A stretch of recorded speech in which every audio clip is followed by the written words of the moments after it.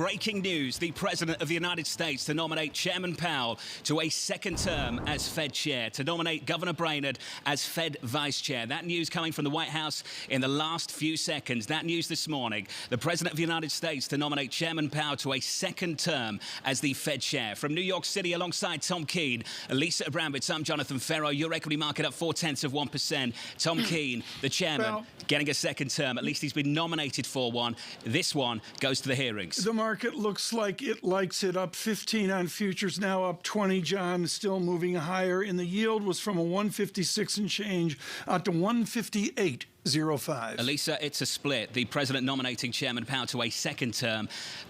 Governor Brainard, nominated as Fed Vice Chair. Yeah, the idea here, going with the status quo in the sense of trying to have continuity at one of the most perilous times, some people would say, for Fed policy, possibly in history, based on how low rates are and how high inflation is. This is about two things, Tom Keene. Continuity, one, and confirmability, two. We can talk about continuity at an important inflection point for monetary policy. We need to talk about confirmability as well. Perhaps that's shaping the decision down in Washington, D.C. And a focal point, John, here, and we're going to have a wonderful set of guests this hour. We welcome all of you on Bloomberg Radio and Bloomberg Television, this special hour of Bloomberg Surveillance.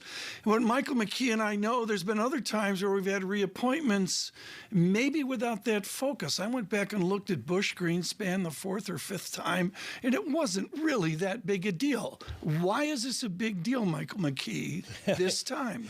Well, we've gone into a different kind of world, Tom, in terms of monetary policy, things that Alan Greenspan never had to contend with, never had to consider with the quantitative easing, with quantitative tightening, with all the things that the Fed has done to expand its balance sheet, the zero bound. There's a lot going on for the Fed, and it has become front and center in the United States as people have decided the Federal Reserve is the economic savior for the country, also the economic whipping boy. Jay Powell gets to play both roles in this case. Let's talk about this bond market move as well, guys. Up 5 basis points on a 2-year, up about 4 basis points on 10s, 159 on 10s right now, up to about 56 basis points on 2s. Mike, we can talk about confirmability in a moment. I want to talk about continuity. And for this Federal Reserve chair, staring down some data that is incompatible with an argument that he's made through much of this year, and his vice chair, Rich Clarida, now set to be replaced, Governor Waller, both of them making a move in the last week to talk about accelerating the taper. When we think about the first job of this chairman, before we even see if he gets confirmed for a second term, walk me through the complexities of that through the next couple of months. Well, when the Fed announced that it was going to start tapering, it said it would have a $15 billion a month taper for November and December, but did not put any numbers on January going forward, leaving themselves some room to try to have the ability to change. And it does look like they're getting set for a change now, as we're hearing from more and more members of the Fed. Rich Clarida will be on the board for the December 15th meeting. And so we could expect the Fed maybe to start maybe raise the amount that it cuts the buying by on the 15th, and that then would be a reason you would see maybe the markets moving a little bit, because they figure that Jay Powell is going to be much more on board than that than necessarily Lael Brainard would have been. One of the conundrums heading into next year is the dual mandate, the idea of trying to combat runaway inflation or even higher inflation than they'd like, while allowing employment to get to a fuller picture. What happens if you have one, say high inflation, without the other? And how does the distinction of a Powell versus a Brainard Fed weigh in on this? Well, what the Fed has said is they will look at both of the mandates, and they will basically do risk management on whichever one seems to be the worst. Their focus is on trying to get unemployment down, but if inflation starts to become more of a hazard and unemployment doesn't look like it's going to immediately drop, then they would attack unemployment. They're hoping in this case that unemployment is, to use the T word, transitory. It will take longer to disappear, inflation, but it will start to fall back. And that's the general consensus on Wall Street as well. In that case, they don't have to make a decision between the two. But tapering faster gets them to the point where they can raise rates if they need to more quickly. If you are just tuning in, for our audience worldwide on TV and radio, the President of the United States nominating Chairman Powell to a second term as the Fed Chair, nominating Governor Brainard as Fed Vice Chair. This all according to the White House in the last couple of moments. Let's Let's get some market reaction for you from Kathy Jones of Schwab. She joins us. Kathy, great to catch up with you. Your first reaction, please. I think this is a don't rock the boat move.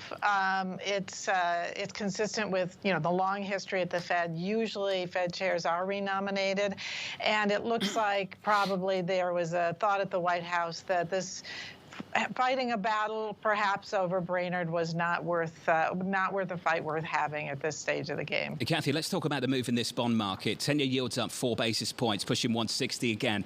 The more interesting move for me is pushing 60 basis points to the front end on twos, up by 5 basis points to 56. Early days, knee-jerk reaction maybe, but Kathy, what's your initial response to seeing that kind of move off the back of this decision? Yeah, clearly the market is looking at the likelihood that the Fed will increase the rate of tapering and move up the timing of the first rate hike now that Powell has been renominated and you've kind of cleared the decks in terms of policy, decision making going forward. And I think that that's a reasonable expectation given some of the comments that we've heard from various officials and the fact that inflation has been higher and more persistent than expected.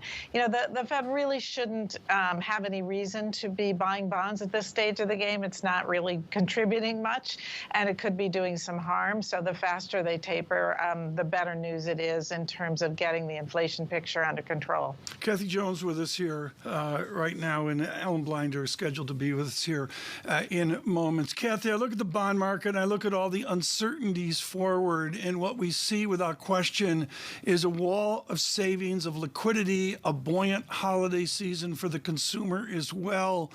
What is the Schwab call on the American consumer next year that Chairman Powell and Vice Chairman Brainard will confront? Yeah, we're pretty optimistic about the consumer. There's high levels of savings. The job market is very strong. Wages are rising, particularly for lower income workers. All those are really positive for the consumer. Obviously, it's going to be something of a constraint if energy prices stay high because that's a particular pain point for consumers. But by and large, consumers are in good shape. So we're looking for that to continue to drive the economy going forward.